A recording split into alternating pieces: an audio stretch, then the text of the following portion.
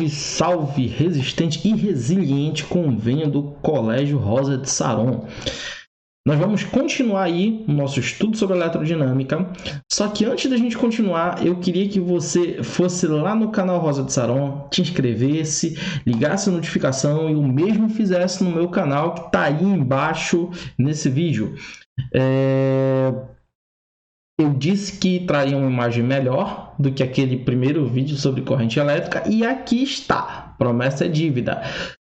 Volta a melhorar o áudio, isso é verdade, mas a gente vai aos poucos se ajustando. Então, não no segundo, no próximo vídeo, mas eu acho que no terceiro, no quarto, já vamos ter um áudio melhor, tudo bem? Então, como eu estava atrasado em vídeos aí, esperando a câmera chegar, ela está aqui, vamos começar a falar sobre um assunto muito importante e muito recorrente no Enem, que é sobre a potência elétrica, ok? O que é a potência elétrica? Vamos lembrar lá na mecânica que a potência elétrica é o trabalho, a taxa de transformação de energia, tudo bem? Trabalho sobre o tempo. O trabalho é medido em joule, o tempo é medido em segundo. Se eu passar esse tempo para lá, para o lado da potência, tens a unidade de energia elétrica. Vamos lá.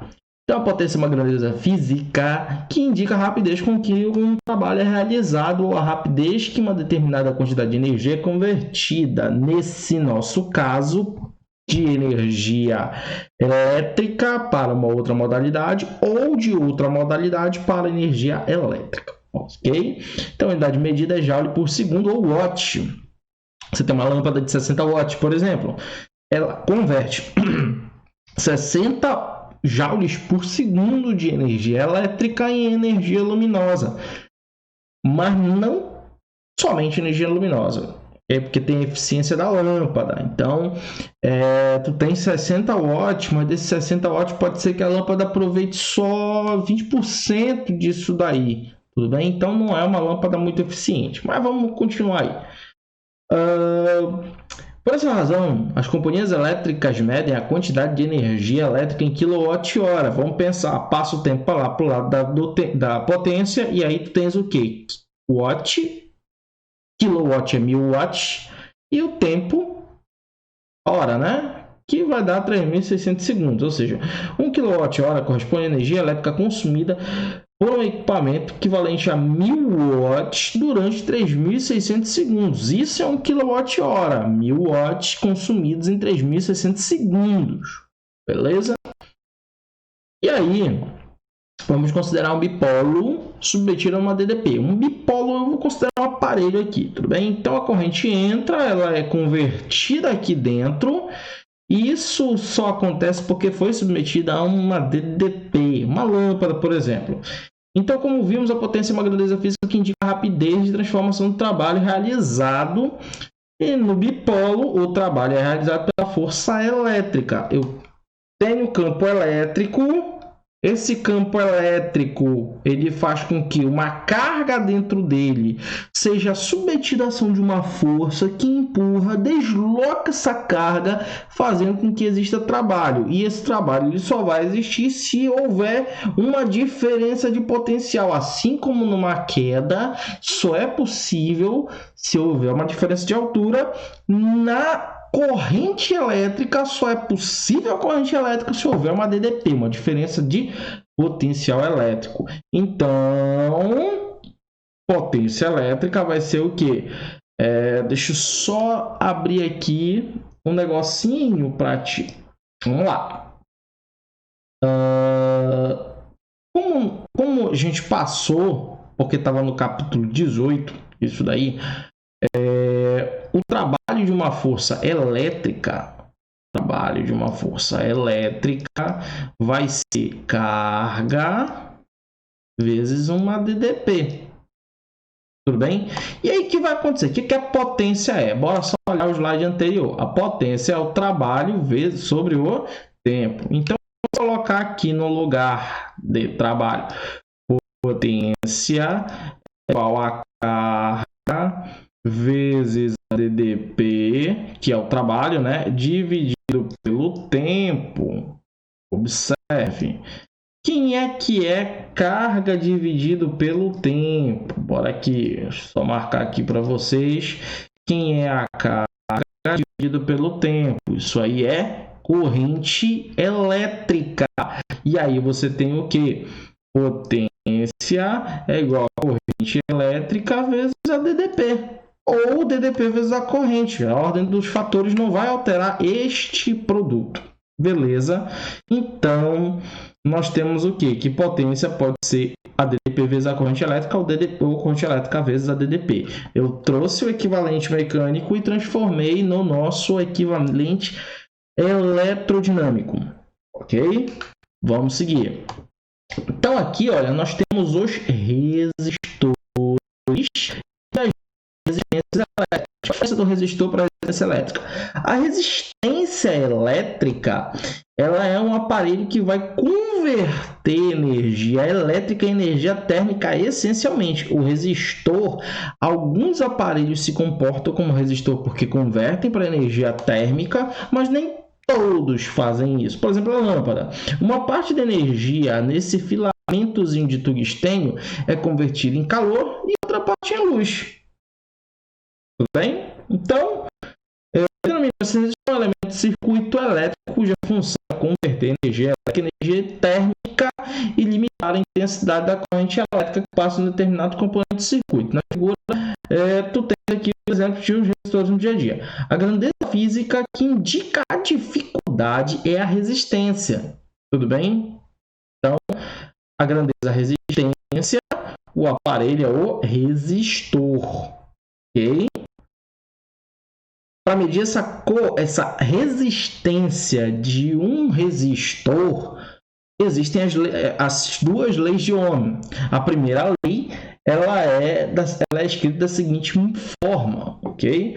Então, vamos considerar um condutor submetido a uma diferença de potencial. Como eu te falei lá no primeiro vídeo, para ter corrente elétrica tem que ter a diferença de potencial. Então, está submetido a diferença de potencial, aí esse material é todo bugado. Então, ele está aqui, ó, tá cheio de impureza. Tem uns bagulho aqui.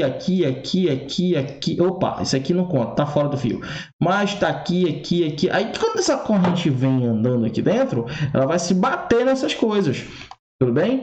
E aí, se batendo, vibra, você tem dissipação de energia, né? Transformação de energia elétrica em energia térmica, então você tem um resistor.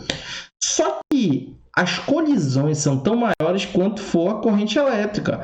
Só que a corrente elétrica, ela vai só aumentar se eu aumentar a DDP. Ou seja, aumenta a DDP, aumenta a corrente juntos. A DDP é proporcional à corrente elétrica.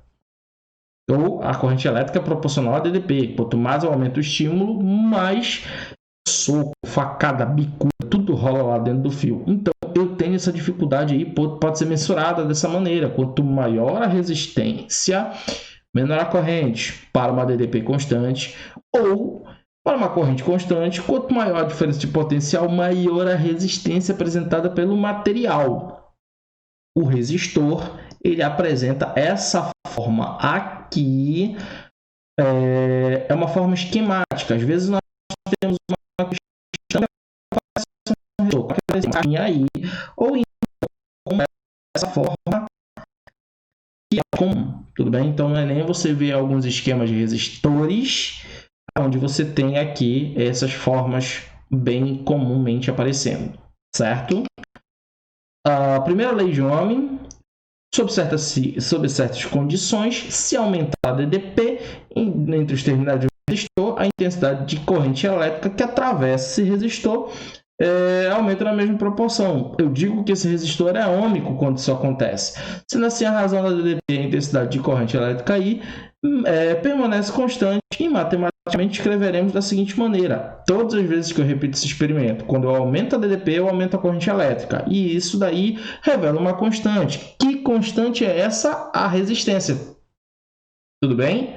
A resistência de um material, ela é constante em resistores ômicos. Isso quer dizer que à medida que eu aumento a corrente elétrica, que à medida que eu aumento a DDP, a corrente aumenta dentro desse resistor. Tudo bem? E aí tu tens essa forma fácil de você medir essa resistência. A lei pode ser como URI, sendo que a resistência é medida em ohm, em homenagem ao físico Simmons, né? Estudou aí os efeitos da corrente elétrica em altas tensões e baixas tensões, e aí ele pôde medir a resistência dos materiais. Só que essa resistência ela é melhor descrita na segunda lei. Porque a segunda lei ela fala dos materiais, mas na primeira ela é uma lei muito experimental. Então eu percebo aqui que para pequenas correntes em pequenas DDPs eu tenho comportamentos ômicos. Acima das pequenas correntes, acima das pequenas acima, aliás, dos valores consideráveis, eu já tenho desvios. Eu tenho aqui, olha, com um resistor ômico perfeito, mas aí eu tenho um resistor que varia mais a corrente elétrica, outro que varia mais a corrente elétrica do que a DDP, o outro varia mais a DDP do que a corrente elétrica. Tudo bem? Então, eu tenho esses tipos de resistores não ideais. O Enem, ele trabalha com resistores ideais.